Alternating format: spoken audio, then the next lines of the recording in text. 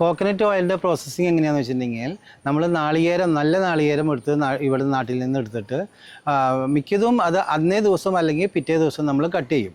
Cut ചെയ്ത് കഴിഞ്ഞിട്ട് അത് നമ്മൾ ഡ്രയറിലാണ് ഉണക്കുന്നത്.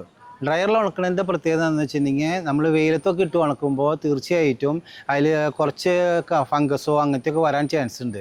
ഡ്രയറിലാകുമ്പോൾ വിത്തിൻ 1 ഡേ തന്നെ നല്ല കൊപ്രയായിട്ട് കിട്ടും. ആ കൊപ്രയായിട്ട് കിട്ടുന്നത് കട്ടിങ് മെഷീൻ ഉണ്ട്, ഓട്ടോമാറ്റിക് കട്ടിങ് സിസ്റ്റം ഉണ്ട് ഇവിടെ. അതിൽ കൂടെ കട്ട് ചെയ്തിട്ട് നേരെ അത് റോസ്റ്റിംഗ് മെഷീനിലേക്ക് പോകും.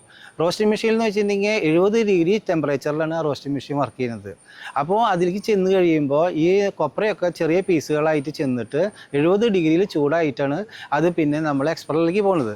അപ്പോൾ എക്സ്പെല്ലറിലേക്ക് പോണേക്കാട്ടി മുമ്പ് എന്താണെന്ന് വെച്ചിട്ടുണ്ടെങ്കിൽ നാളികേരത്തെ വാട്ടർ കണ്ടൻറ്റ് കംപ്ലീറ്റ് റിമൂവ് ആവും. അതുകൊണ്ട് ഈ സാധനം നമുക്ക് ഈ വെളിച്ചെണ്ണ നമുക്ക് 6 മാസം വരെ ഗ്യാരണ്ടി ആയിട്ട് എടുത്തു വയ്ക്കാം. ഒരു കേടുണ്ടാവില്ല എന്ന് എൻഷുർ ചെയ്യാൻ പറ്റും നമുക്കത്. അതൊന്ന്. പിന്നെ രണ്ടാമത്തെ ഗുണം എന്താണെന്ന് വെച്ചിട്ടുണ്ടെങ്കിൽ ഈ വെളിച്ചെണ്ണ നല്ല സ്മെല്ലായിരിക്കും. റോസ്റ്റിംഗ് ചെയ്യണ കാരണം ഇത് നല്ല സ്മെല്ലുണ്ടായിരിക്കും.